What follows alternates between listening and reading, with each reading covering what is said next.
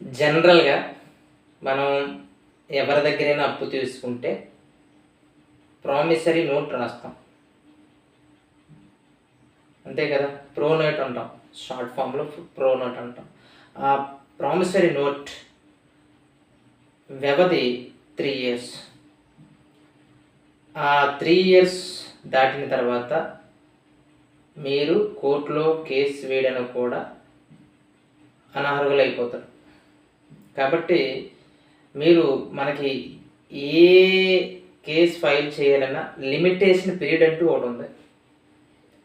మాకెప్పుడో ఏదో అయ్యింది సార్, ఇప్పుడు కేస్ ఫైల్ చేస్తామంటే కుదరదు. ప్రతీది కూడా నిర్ణీత కాల వ్యవధిలోనే ఫైల్ చేయాల్సిన అవసరం ఉంది. కాబట్టి limitation is very very important. Limitation plays a crucial role in filing a cases. కాబట్టి మీరు చట్టం మీద అవగాహన తెచ్చుకొని మీరు ఫైల్ చేసే ముందు లిమిటేషన్ పీరియడ్ను కూడా చెక్ చేసుకోవాల్సిన బాధ్యత మనపై ఉంది.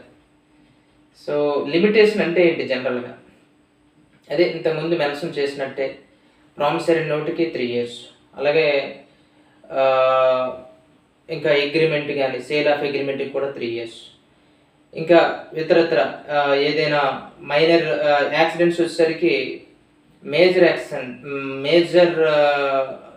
ఇంప్రిజన్మెంట్స్ మీన్స్ 7 ఇయర్స్ అబవ్ అనుకోండి, ఒక మర్డర్ అనుకోండి, ఎప్పుడైనా మనం కేసు ఫైల్ చేయొచ్చు. అదేవిధంగా ఏదో తగాదా జరిగింది, దానికి లిమిట్ ఉంటుంది, దానికి లిమిటేషన్ పీరియడ్ ఉంటుంది. 6 months, 1 year.